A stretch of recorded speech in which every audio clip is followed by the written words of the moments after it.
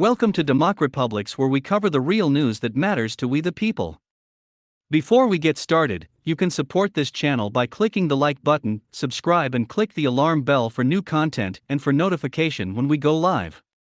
You can also purchase the new Let's Go Brandon t-shirts at tinyurl.com/DRN-shirts or click the link in the description. The Machiavellian quote that if you're going to come at the king, you best not miss, may be about to bite Mark Zuckerberg and his army of fact-checking mercenaries. While Zuckerberg may feel omnipotent atop his opaque algo world, but the so-called fact-checkers so expert at shutting down any narrative conflicting information, on behalf of, and often at the behest of, the Biden administration, may have met their match by claiming that one of the world's oldest and most prestigious medical journals delivered false information that could mislead people. As it was detailed in early November, the British medical journal, BMJ, a weekly peer-reviewed medical trade journal, published by the trade union the British Medical Association, published a whistleblower report calling into question data integrity and regulatory oversight issues surrounding Pfizer's pivotal Phase 3 COVID-19 vaccine trial. Brooke Jackson, a now-fired regional director at Ventavia Research Group, revealed to the BM that vaccine trials at several sites in Texas last year had major problems, including falsified data, broke fundamental rules, and were slow to report adverse reactions. When she notified superiors of the issues she found, they fired her. A regional director who was employed at the research organization Ventavia Research Group has told the BMJ that the company falsified data, unblinded patients, employed inadequately trained vaccinators, and was slow to follow up on adverse events reported in Pfizer's pivotal Phase 3 trial. Staff who conducted quality control checks were overwhelmed by the volume of problems they were finding. After repeatedly notifying Ventavia of these problems, the regional director, Brooke Jackson, emailed a complaint to the U.S. Food and Drug Administration (FDA). Ventavia fired her later the same day. Jackson has provided the BMJ with dozens of internal company documents, photos, audio recordings, and emails. The BMJ. Very soon after, as the worrisome story went viral, BMJ soon would get a taste of what Facebook, Google, and others are doing to independent media platforms. As TrialZTNews.com reports, even though BMJ is one of the most prominent medical journals, and the information was rigorously peer-reviewed, strange things started occurring. For example, readers would try to post some of the information on social media such as Facebook to share with their networks. But some reported being unable to share the information. Moreover, those individuals that were simply sharing this content, peer-reviewed from the BMJ, were warned by Facebook that, independent fact-checkers concluded, this information could mislead people.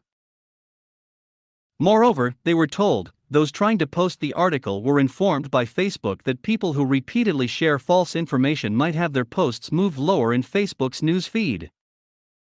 In addition, some group administrators received notices from Facebook that the information was partly false.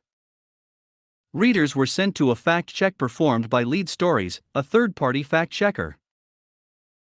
And so, as possibly the top experts in the world when it comes to medical research information, BMJ has now been forced to fact-check the fact-checkers. In a no-holds-barred open letter to Mark Zuckerberg, the editors exposed that fact-check as inaccurate, incompetent, and irresponsible. Having received no response from Facebook or from Lead Stories, after requesting the removal of the fact-checking label, the BMJ's editors raise a wider concern. We are aware that the BMJ is not the only high-quality information provider to have been affected by the incompetence of Meta's fact-checking regime. Rather than investing a proportion of Meta's substantial profits to help ensure the accuracy of medical information shared through social media, you have apparently delegated responsibility to people incompetent in carrying out this crucial task.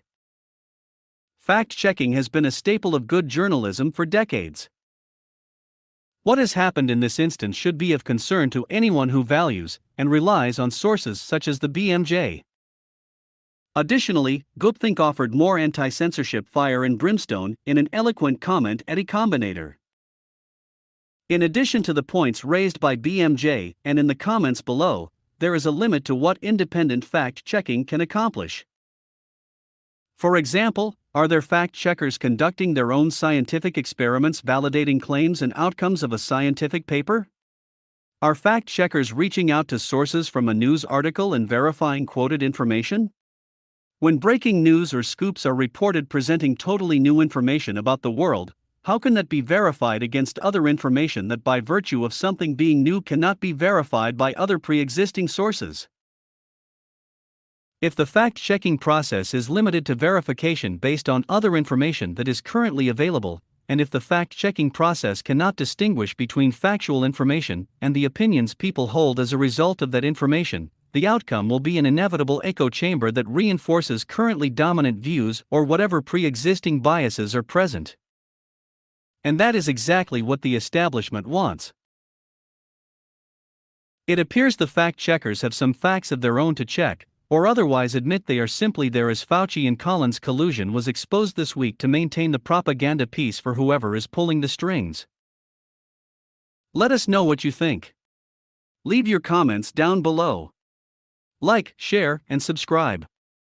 And check out our Patreon for exclusive content and DEMOCREPUBLIX.com for the latest in news. Until next time.